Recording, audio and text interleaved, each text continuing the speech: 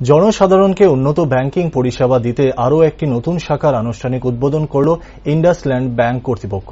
শুক্রবার motor stand এলাকায় এই ব্যাংকের নতুন শাখা উদ্বোধন করেন ব্যাংকের পরিচালক সহ কর্মকর্তারা।